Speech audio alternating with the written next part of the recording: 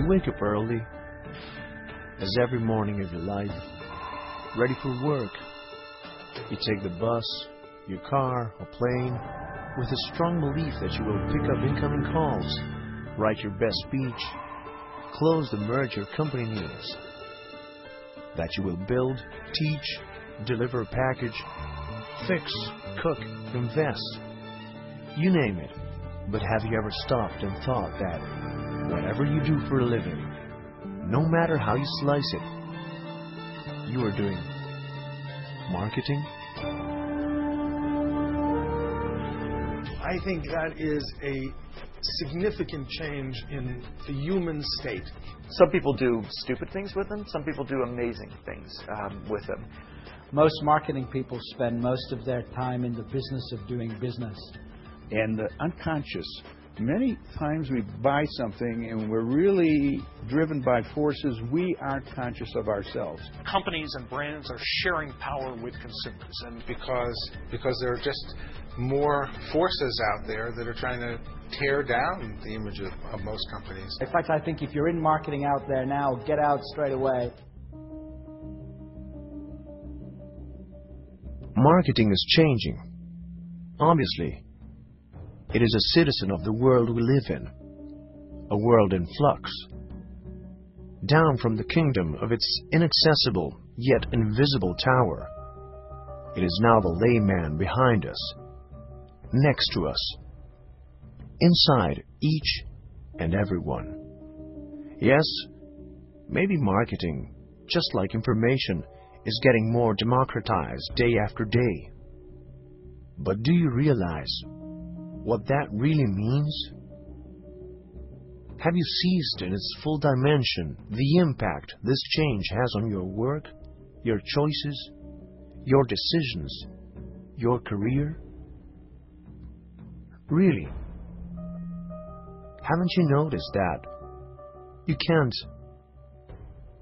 avoid marketing?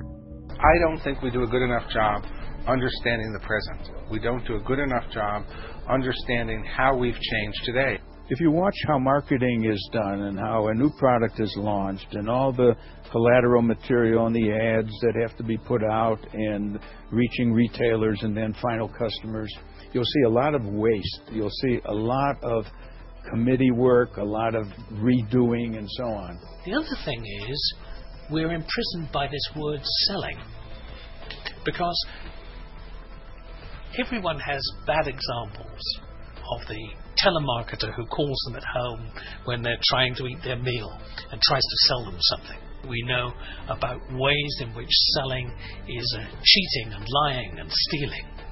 So these bad low-level experiences have given a bad reputation. Oftentimes, I find people are 10 and 15 years behind the trends. They're operating on a picture in their head of the way society is rather than how it's really changed. When marketing had control of the channel, you could develop a marketing plan. But I think now marketing has to become something that is defined by analytics, and I think it's also something that's defined by social participation. If you buy that basic logic, then increasingly the ways in which consumers are shaping their attitudes, the way in which they are determining their own behaviors with respect to brands, is increasingly being shaped by consumers' interaction with one another. And so I really believe that the relationship you have with brands comes from the bottom up. It comes from where you were born, your environment, your education, the values of your society.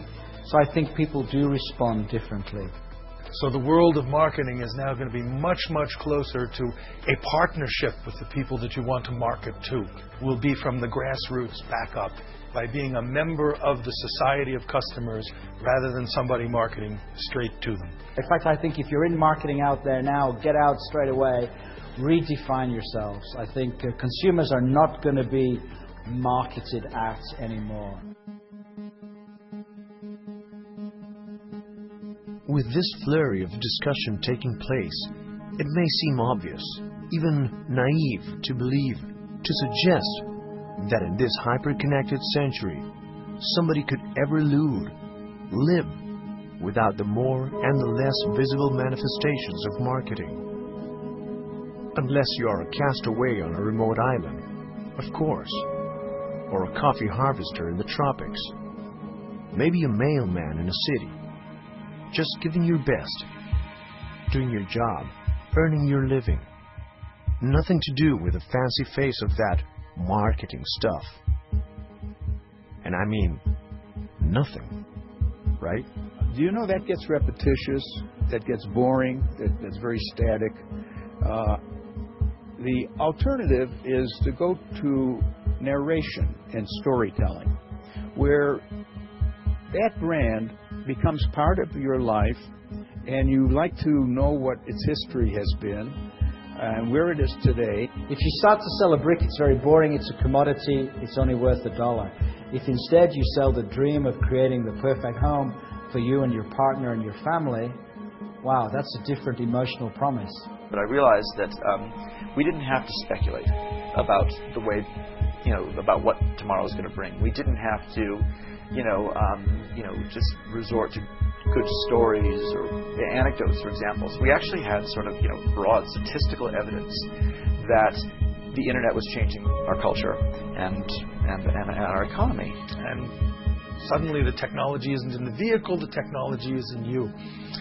That's a change in the way all technologies work, and that can happen in homes, that can happen in markets, that can happen in post offices, and that can happen in apartments. A lot of marketing research is now becoming ethnographic with cameras in the home, and so marketing research is also moving in another direction, which is getting at the emotions and the unconscious. Many times we buy something and we're really driven by forces we aren't conscious of ourselves. Precisely what you're saying, which is that something can be brought around the world in a matter of seconds. There are no local stories anymore. All stories are global. And it means you're going to need more thought to this, you're going to need more personnel, and you're going to have to do more proactively on your image because there are just more forces out there that are trying to tear down the image of most companies. And you're waiting for new things to happen. And you're using metaphors, you're using events, you're distributing it through conversations on the internet. And before you know it, the brand becomes a story that you feel is almost personal. Do I like them? Do I trust them? Do I believe in them? Do I love them? From customers to voters, from brands to political parties, from manufacturers to craftsmen, from ideas to experiences, retailers to corner shops. Rather than seeing marketing as the label of a particular discipline, we are starting to apprehend, whether you like it or not, its core potential as the essence of any human enterprise, as the engine setting the workforce into motion, as the nutshell enclosing any contemporary picture of business, perhaps the fire beneath the embers of the whole economic system.